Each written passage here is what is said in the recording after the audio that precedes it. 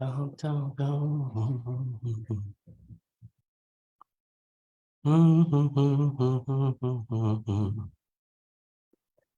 I might be as crazy as they say.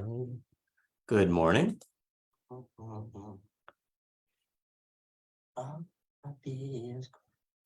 morning. Looks like we're actually streaming today. Little problem yesterday, yet again. Streaming today. Hopefully we'll get a few people that'll join us today. Things are looking a little bit better.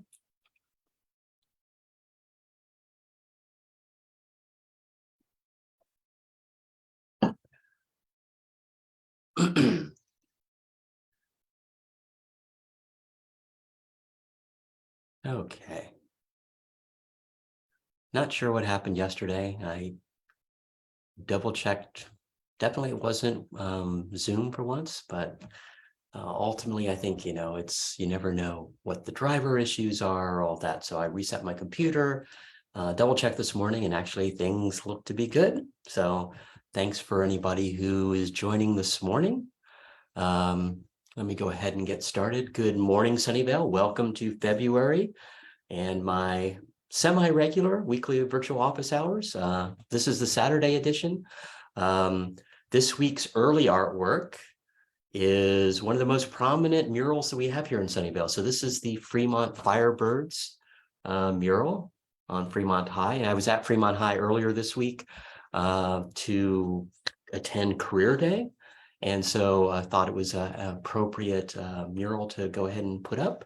Let's go ahead and get started. Good morning. I'm Sunnyvale Mayor Larry Klein. Thanks for joining me again this week. This is the 150th installment of my weekly office hours. I hope everyone is doing well, staying healthy. We've now reached 1,054 days since the March 16, 2020 county health order started the shelter in place in an attempt to slow the spread of COVID-19. Almost 3 years ago, I converted my weekly coffee shop office hours into these weekly live stream addresses. And other than a shoulder surgery, I haven't missed a week since. But people still say they really appreciate hearing from the mayor each week, whether or not they're watching this live or whether or not they're, watching it video delayed. These weekly addresses really allow me to reach a lot more people, give you some updates of what's happening in the city, answer some of your questions, and just give you some general words of encouragement. So thanks for allowing me to continue to represent you and work for Sunnyvale. I usually follow up my office hours on Fridays with in-person meetings. So if you ever want to meet in person, you can email me council@larryklein.com to reserve a 15-minute or 30-minute time slot. Let's go ahead and get started and talk about what's happened at the federal, state, county, and city level over the last 2 weeks. Last Tuesday, council met and we took public comment for our study issues and budget proposals. It's mainly to hear additional ideas that residents might have.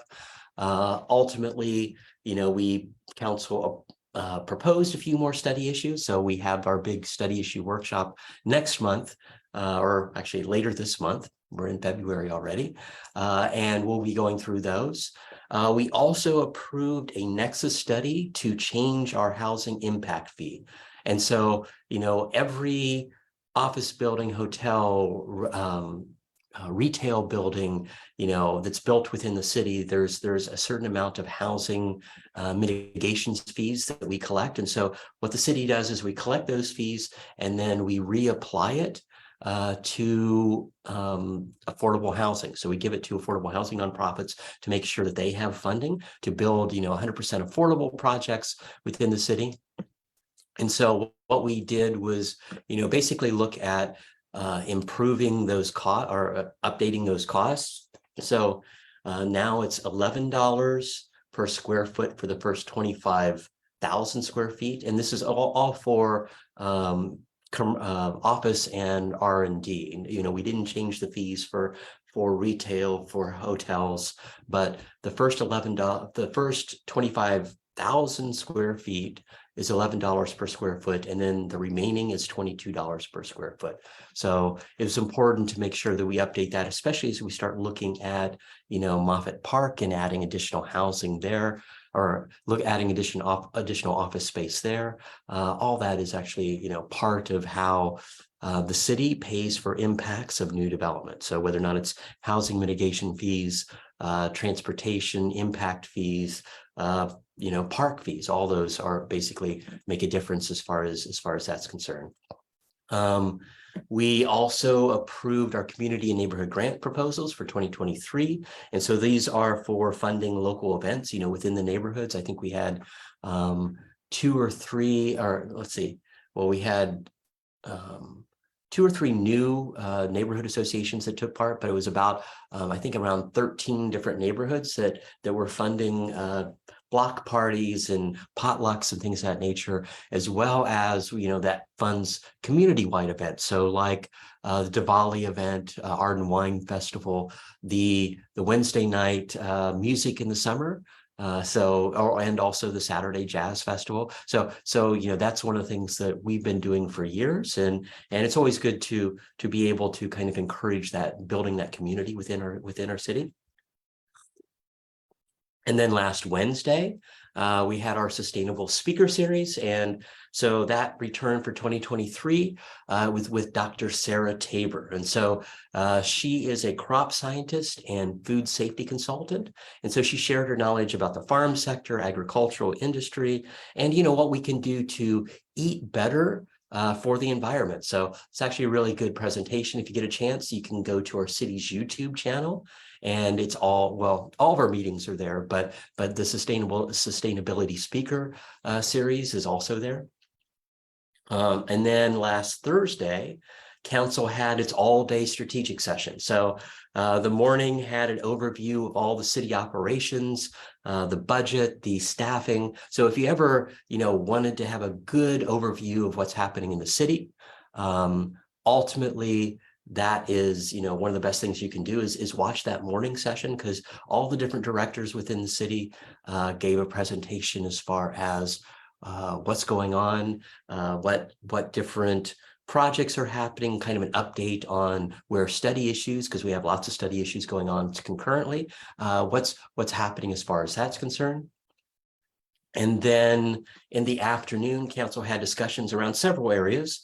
And so this is one of the things that the mayor gets to do, is try to figure out what topics of interest. And one of the things that we were able to have kind of a free form discussion on. We're not giving direction, but council was kind of giving, staff is looking at kind of a straw poll of how council is leading and what we'd like to see. So one of which was on economic development, and it's supporting our small and medium size and large businesses, but mainly, trying to look at how we foster a better environment within the city as far as small and medium businesses. We looked at enhanced recycled water program, and 90% of the recycled water that comes out of the wastewater treatment plant ends up going straight to the bay. And so one of the things that we're doing is looking at what we can do to better utilize that precious resource. And I know, it's been a very rainy winter, but, we'll be back in drought in a few years. And so now is the time to make sure that we're connecting up to that that recycled water as much as we can, so we're not wasting a precious resource. And then finally, we talked about service for unhoused individuals. So whether or not that's a safe parking lot, warming centers, we're looking at, one of the things that I've been working with one of the developers on is transitional housing. And so ultimately, council was very in favor of looking at least applying a certain amount of city resources at dealing with unhoused issues. And so the city manager is basically focusing on hiring a housing point of contact within our housing department to deal with the different nonprofits, the different service organizations that we deal with. So, Sunnyvale Community Services, Downtown Streets Team, Helping Hands, Our Daily Bread, lots of different organizations work within our city to and of course the county also to provide services to try to get them evaluated, to get the unhoused evaluated by the county and conceivably into permanent housing. So I think council was very very forward thinking as far as making sure that that was one of the issues that when we did a poll last year, residents love living in our city, but the top issue that they had conceivably was unhoused, and what are we doing with for the unhoused community? So happy that we had a good discussion as far as that's concerned, and then we discussed the city's strategic priorities. So we ended up removing improved processes and services through the use of technology, and that's been a priority for the last 5 years or so. And we've made a lot of good progress, whether or not that's the budgeting system or the permit system within planning, but lots of old infrastructure was actually updated and made a lot better. And so it's like a lot of the old, computer systems were revitalized or replaced with much better, systems. And so that's been kind of the focus for the last 5 years. And not that we don't have, more work to do, but we didn't see it as a strategic priority from a council standpoint. We added, of course, supporting unhoused community. So that was kind of in response to what our residents wanted, as well as, our moral values from a council, which I thought was very good. And then we also kind of tweaked one of the existing ones. It used to be accelerating climate action. And one of the things I proposed was adding, active transportation and Vision Zero to that. So as opposed to just climate action, active transportation, making sure that we're, adding bike lanes, making sure that we, add the ADA curb cuts, and with it throughout the city to make it more walkable, more bikeable. So accelerating that, and it ties directly to climate action at the end of the day. And then as far as our remaining priorities, they remain pretty much the same. Civic Center modernization. We're going to finally finish the new City Hall later this year. But ultimately, there's a ways to go. And we also need to figure out whether or not we're going to be, creating a new main library, doing a renovation, doing an addition of the main library. So we have some things to work out as far as that's concerned. Downtown Sunnyvale is a strategic priority. We're getting close. I got involved with the city 20 years ago on the vision of the downtown, and finally, we're getting close to, let's say, completing that vision. Equity, access, and inclusion, which was one of the priorities that we added last year. And then we tweaked the ability of infrastructure to support development and traffic. That I think is we took off active transportation, I think, because to me, it was more important to look at accelerating the active transportation plan. So lots of good things as far as that's concerned. It was a long but very productive day. We finished just around, I think it was around 5 p.m. So a long day. But it was good to see the new council, and we have 3 new council members, so a relatively young council talk about their issues and what we can do from a city standpoint. And then last Sunday, of course, was the AFC NFC championships. Lots of people were watching the game on Murphy Avenue. Both of my teams, the 49ers and the Bengals, ended up losing to the home teams, of course. So the Super Bowl is all set for next weekend. So it'll be the Philadelphia Eagles versus the Kansas City Chiefs. So I know there's a lot of 49ers fans who were pretty bummed as far as that's concerned, but there's always next year. We'll see what we do as far as quarterbacks, but that's a whole other thing. And then as far as this week, on Monday, President Biden announced that he intends to end the COVID-19 national and public health emergencies on May 11th. And so that means several things, but the biggest thing, I think, is many Americans would have to start paying for COVID-19 testing and treatment. Most of it previously was covered, for at least for those people covered by Medicare, Medicaid, or private insurance plans. People have been able to attain COVID-19 tests and vaccines at no cost during the pandemic. And so Pfizer and Moderna have already announced that the commercial prices for the COVID-19 vaccines will be I think somewhere between $80 and $130 per dose. So that's about 3 to 4 times what the federal government is paid. So, definitely that will be a big change for those that are still, getting testing, and then as boosters come out in the future. And then just as a reminder, Governor Newsom set the state COVID emergency ending at the end of this month, so February 28th. So beginning of March, as far as California is concerned, a lot of different rules change as far as that's concerned. It means, right now, all of our council's the only body that's meeting hybrid that we're back in the chambers, and residents can be there. They can be remote, staff can be remote, but council, the majority, a quorum of council needs to be in the council chambers. But currently our commissions are all remote. And so that'll be one of the things that'll be changing in the coming year, or changing next month, actually, beginning of March, is all of our commissioners will also have to be back in person. So things will be changing a little bit with the end of the health emergency. And then on Tuesday afternoon this week, I attended a study session for the Fremont Union High School District Board. And so they were discussing the feasibility of opening a new comprehensive high school site in North Sunnyvale. And, it was good. I was happy because I've been having discussions with the Fremont Union High School District Board and their superintendent over the last year, as we're looking at adding additional housing, 20,000 units in Moffett Park, and we have housing at Lawrence Station, housing at along El Camino Real, downtown. The Sunnyvale is very forward as far as building housing. And so, Fremont Union High School District runs 5 schools. Only one is actually in Sunnyvale. Homestead High School is on the border with Cupertino, but the majority of their schools are in Cupertino, and they're seeing declining populations within each of those high schools, especially like Lynbrook, Bella Vista. Have had, if you look at their projections, they dramatically drop as far as the number of students at each of those schools.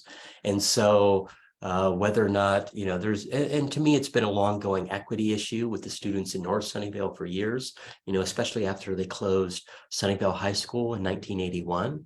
And that ultimately became King's Academy. But, I appreciate that the board continuing these discussions and what it would take to convert the King's Academy site to a high school that's run by Fremont Union High School District, or create a new high school in the North Sunnyvale. So, possibly the Moffett Park area. We'll see where these discussions go, but ultimately, it was a good discussion. Several council members were there. It was, there is that separation between the school districts and what the city does, but I think it was important that they heard from several council members. They heard from me as the mayor about what they can do, and what I've heard from parents for years. And then on Tuesday evening, council met and we had a special Moffett Park Specific Plan Community Benefits Workshop. So we looked at, first we looked at kind of the discussion of potential new fees. So adding a transportation impact fee, a TIF, for the Moffett Park Specific Plan, looking at first transportation and what we can do to make sure that mobility within Moffett Park works. We're looking at Moffett Park infrastructure upgrades for sewer and water conveyance in the plan area. And then citywide, we're looking at a community facilities fee that it would apply to all new development. So collecting funds for city facilities like libraries, for fire and police stations, making sure that as new development goes in, we try to fund that. Many cities around us have added these fees over the last few years, and it's one of the things that staff is like, oh, we should do the same thing as those other cities to make sure that for all the new development, we're actually collecting some fees to make sure that we can fund some of the unfunded, let's say, infrastructure updates for like the library or for the fire stations.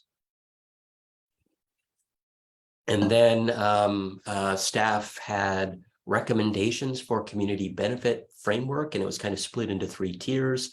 And council was pretty much on board for all those. Mainly the focus for tier 1, which I think was the critical ones, was adding more affordable housing units. So as they're adding housing there, making sure that it's affordable, that we find, having affordability for very low and moderate housing out there. And then is looking at open space and ecology, making sure that we're protecting, the bay, looking at conceivably what sea level rise is and what we're going to be doing from a sustainability standpoint. And then finally, mobility and infrastructure, I think, is also the critical things from an infrastructure standpoint, making sure that we have appropriate, for one thing, road infrastructure for an active transportation plan, but then looking at, water and sewer, as well as the big thing is mobility, making sure that we have a good way to first move people around within Moffett Park, but getting people in and out, trying to get people downtown, getting people downtown into Moffett Park as good as possible, and making sure that we don't have those tie-ups as far as traffic is concerned. So good discussions. Lots of there's that presentation is also online if you want to go take a look at that. If you go to moffittparksp.com, you can see all the different workshops that we've had over the last year and a half or so on Moffett Park. And then on Wednesday, I was back at Fremont Union High School District for Career Day. So you can see the mural behind me. And it was lots of fun telling students my history. So, I have a history in tech, 30 years, 30 plus years in the tech industry, and then ultimately how I became Sunnyvale's first directly elected mayor. So it's talking about, mixing your day job, your whatever that might be, whether or not it's tech or something else, with community service. So happy that I was able to kind of impart and answer some of their questions, and hopefully encourage them to get more involved in their city. And it's like we're always looking to hear from our youth and what they can do as far as making their voice heard. So it was a good day. And then Wednesday evening, I attended a meeting of the Santa Clara Board of Education. And so, yet again, it's like several parents have been talking to me about the closure of Summit Denali High School. So, lots of parents are looking, and it's a charter school here. We have school districts, and we also have charter schools within the city. Summit Denali, which just opened a few years ago, is considering closing their campus that's in right near Matilda and 101. But this is one of the things that I was there to kind of talk to the parents, and I've talked to several people, several staff members at Summit Denali, asking them what it would take to make sure that school doesn't close immediately. This is the scary thing for parents. They have kids that would be going into high school in September, and all of a sudden they're like the school might be closing in June. So hopefully, those discussions will continue, and they can work out a way to keep that open. But we'll see where that goes. But yeah, that's another thing where we see that separation between what the school districts are doing, what the schools are doing, and of course what the city does. Let's go ahead and get to our weekly COVID numbers. COVID across the nation continues to trend downward. From a national standpoint, we've now reached 102.5 million cases. That's up about 300,000 in the last week. We've had 268 million people that have had at least one shot, 81% of our population. And then as far as deaths, we still have people passing away with COVID, about another 3,000 in the last week, bringing our number to about 1,106,000 people that have passed away with COVID. And from a state standpoint, things have stabilized. We've had 38,000 positive cases. We continue to see a slight decrease in the average case rate on a day-by-day basis. We're now down to 2,400 new cases a day. That's down from 2,700 last week, about 6,000 just a month ago. So we've seen that daily case rate go down. And then from a test case positivity, we're down to about 5% for average for the last 8 weeks. So that's positive. We still have some people passing away with COVID. Now they're 300 in the last week. So we now had over 99,000 fatalities here in California. So sometime in the next month, we'll probably go over that 100,000 mark as far as the state is concerned. And then as far as the county, our cumulative case count is now 469,000. That was only up about 1,500 in the last week. We've had another 20 deaths, though, 2,646 deaths in the county. But vaccinations are still positive. 95% of those 18 over are fully vaccinated, and over 70% of those that are eligible for the booster have already received it. So I continue to do lots of time advocating on our city's behalf, especially at the county level, talking to county health and county board of supervisors. For testing, you can go to secfreetest.org. For vaccinations, you can go to secfreevax.org. The Mayview Health Center at Columbia Neighborhood Center is open Wednesdays from 5 to 6 p.m. to give away free booster or COVID shots if you need them. So ultimately, take a look at visiting Mayview if you get a chance. Oh, actually, I should get rid of my background. It's been there for a while now. There we go. Back to normal. Let's go ahead and talk about some upcoming events. So today, from 11 to 1 p.m., Assemblymember Evan Lowe will have his Policy and Pancakes event at the Sunnyvale Senior Center. So Assemblymember Lowe is our new state representative for Assembly District 26. So if you have a question about the state or the city, Evan and I will be there to answer them. You can also have an opportunity to submit bill ideas to Assemblymember Lowe and his staff. There'll be a warm breakfast, and you can meet one-on-one with Assemblymember Lowe or city representatives. So lots of things going on. It's open to everyone, but it is on a first come, first served basis. Please RSVP. I sent the link earlier this week for RSVPing. So I think they're going to be a maximum as far as that room is concerned. So we'll see how that goes. And then all weekend long from 10 a.m. to 6 p.m., there will be a community yard sale at Maker Nexus. So Maker Nexus is the maker space in Moffett Park at 1330 Orleans Drive. And so if you're looking to visit a yard sale, this is a great place. You can peruse other goods, but you can also reserve a table. So if you go to the Maker Nexus website, you can reserve a table to display what you would like to sell. So that's happening all weekend long.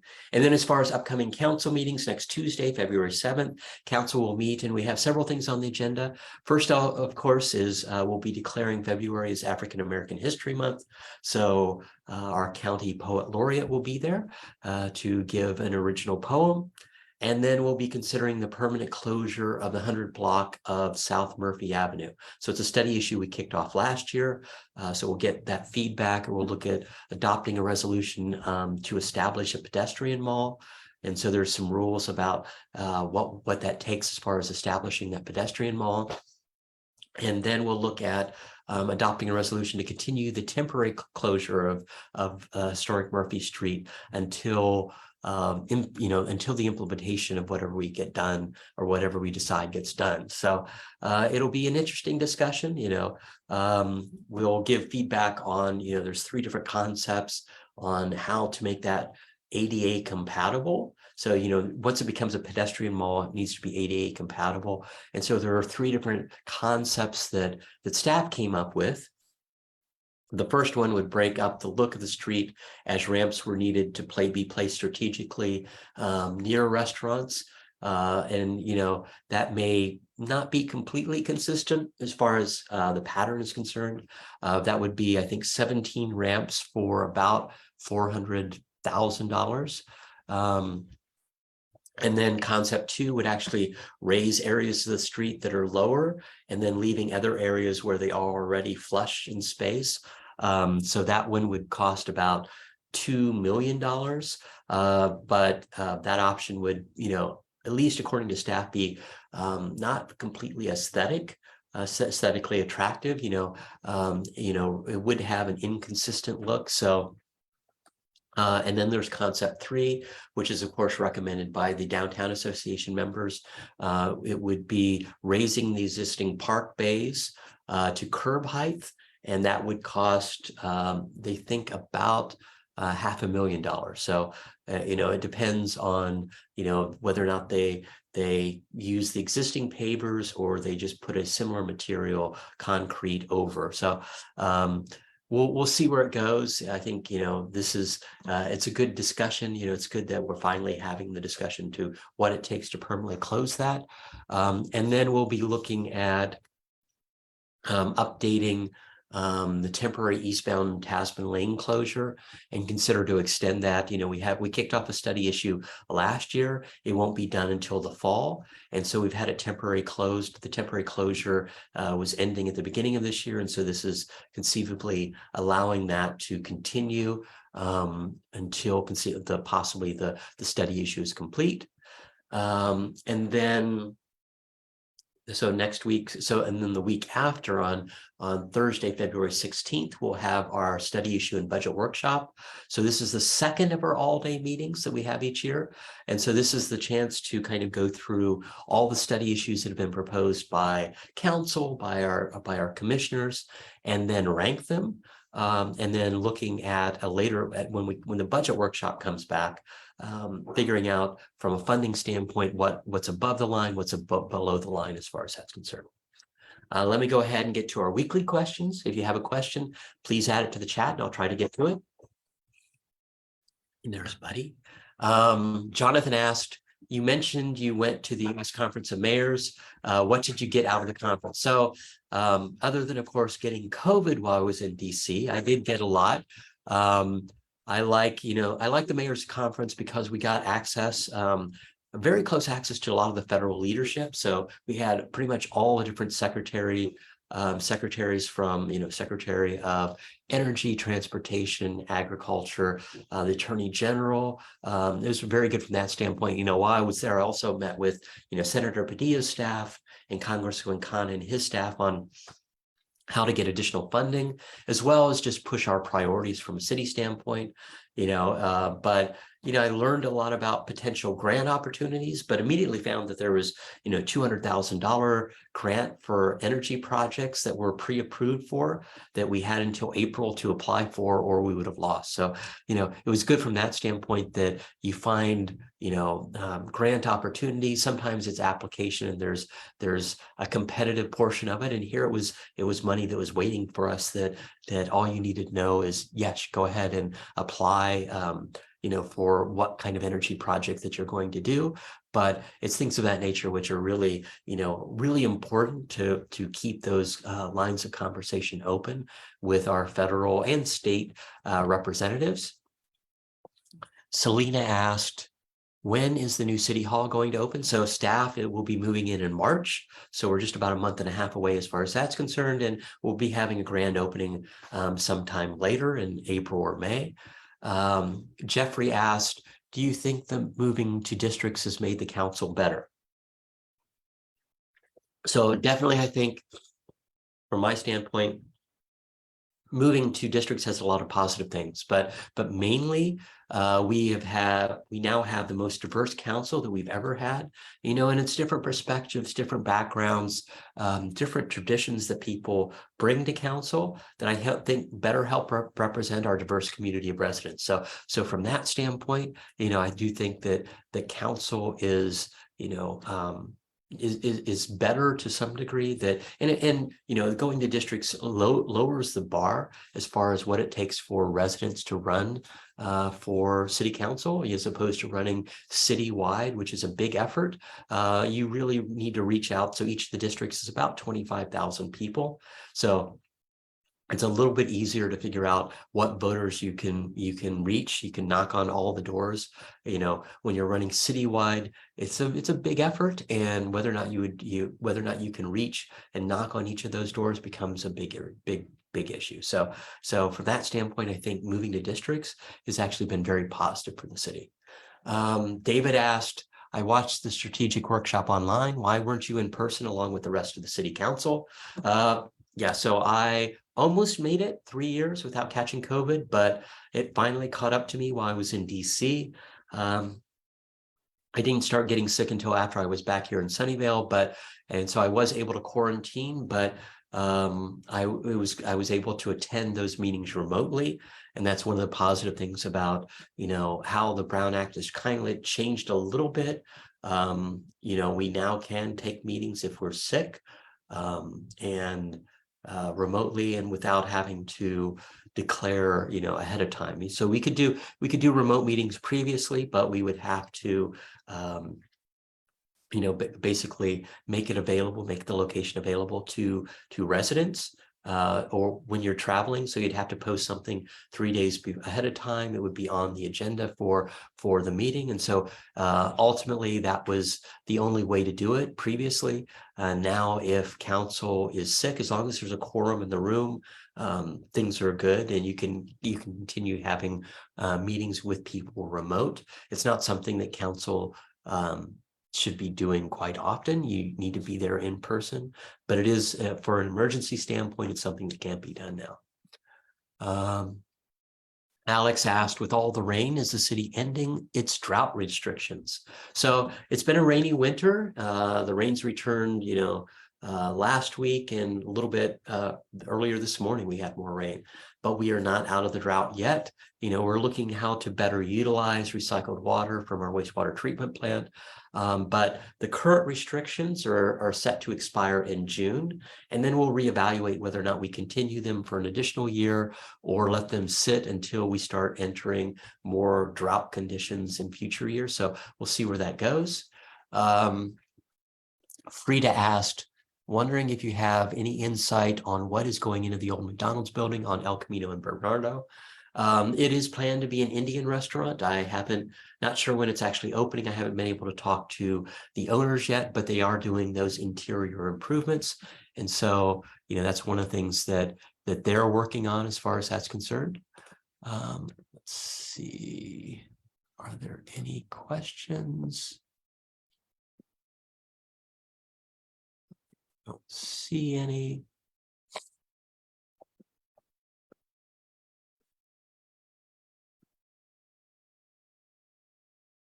Okay, let's go ahead. Yep, don't see any questions. So thanks for everybody who's joined me for the special Saturday edition. I wanted to make sure I did give you these updates. But let me go ahead and wrap up. You know, thanks for joining me. You know, we still live in uncertain times. You know, new issues come up almost every day. But I want you to know that no matter what challenges we face them together. You know, I'm proud of Sunnyvale and how our residents have responded to the challenges over the last few years. You know, it's really, you know, I'm really thankful for our community. You know, everyone who has showing their kindness. You know, your actions and your attitude really do make a difference. You know, Sunnyvale will emerge from this as a stronger community. We're in this together, and we will get through this together. Thanks for listening. Have a great weekend. Goodbye.